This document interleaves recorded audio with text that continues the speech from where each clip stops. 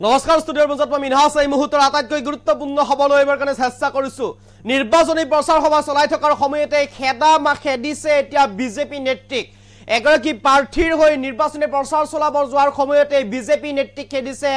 স্থানীয় ৰাইজে আৰু সভাস্থলীত উপস্থিত থকা যিসকল দৰ্শক আছিল বা যিসকল ভোটাৰ ৰাইজ আছিল সেই ভোটাৰ ৰাইজে ইতিমধ্যে খেদিছে বিজেপি নেতৃত্বগৰাকীক এই ঘটনা সংঘটিত হৈছে মহাৰাষ্ট্ৰত আৰু মহাৰাষ্ট্ৰৰ যেনেকৈ নিৰ্বাচনী প্ৰচাৰ সভা ইতিমধ্যে চলি আছে সেই নিৰ্বাচনী প্ৰচাৰ সভাত প্ৰচাৰ চলাবলৈ যোৱাৰ সময়তে এগৰাকী বিজেপি নেতৃত্বক এতিয়া খেদিছে সভাস্থলীৰ পৰা এক প্ৰকাৰ উত্তপ্ত পৰিস্থিতিৰ সৃষ্টি হৈছে সভাস্থলীত এই মুহূৰ্তত বিশেষ লইবৰ কাৰণে চেষ্টা কৰিছো আপোনালোকৰ বাবে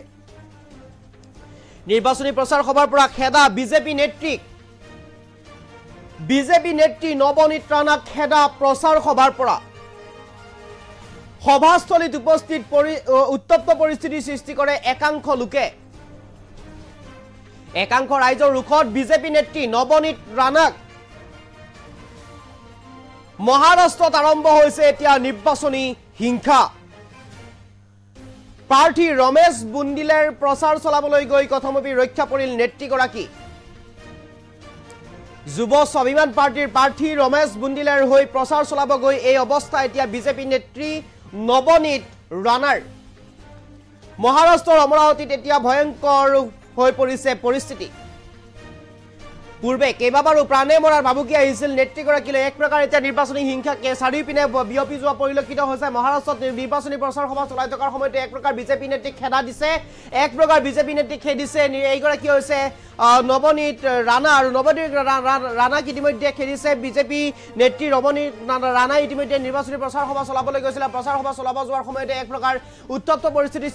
সৃষ্টি হৈছে উত্তপ্ত পৰিস্থিতিৰ সৃষ্টি হোৱাৰ পিছতে এক প্ৰকাৰ এইগৰাকী বিজেপি নেত্ৰীক খেদি পঠিওৱা হৈছে সভাস্থলীৰ পৰা এয়া হৈছে দৃশ্যাংশ আমি দেখুৱাইছো এয়া দৃশ্যাংশ কেনেদৰে হাতত চকী তুলি লৈছে হাতত চকী তুলি যিসকল ৰাইজ আছে সেই ৰাইজসকলে ভোটাৰ ৰাইজে ইতিমধ্যে বিজেপি নেত্ৰীগৰাকীক খেদি পঠিওৱা হৈছে সভাস্থলীৰ পৰা এক প্ৰকাৰ উত্তপ্ত পৰিস্থিতিৰ সৃষ্টি হৈছে সভাস্থলীতে যিহেতুকে যুৱ স্বাভিমান পাৰ্টিৰ প্ৰাৰ্থী ৰমেশ বুন্দিলেৰ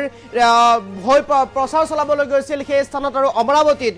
মহাৰাষ্ট্ৰৰ অমৰাৱতীত প্ৰচাৰ চলাবলৈ গৈছিল প্ৰচাৰ চলাবলৈ যোৱাৰ সময়তে এক প্ৰকাৰ উত্তপ্ত পৰিস্থিতিৰ সৃষ্টি হৈছে মহাৰাষ্ট্ৰৰ অমৰাৱতীৰ পৰা বিজেপি নেত্ৰীগৰাকীক খেদি পঠিওৱা হৈছে আৰু সেই স্থানত কোনো ধৰণৰ প্ৰচাৰ কাৰ্যসূচী চলাবলৈ দিয়া হোৱা নাছিল আৰু তাৰ পৰা লগে লগে খেদি পঠিয়াইছে এই সকল উত্তেজিত ৰাইজে আৰু ঘটনাস্থলীত উত্তপ্ত পৰিস্থিতিৰ সৃষ্টি কৰে স্থানীয় ৰাইজে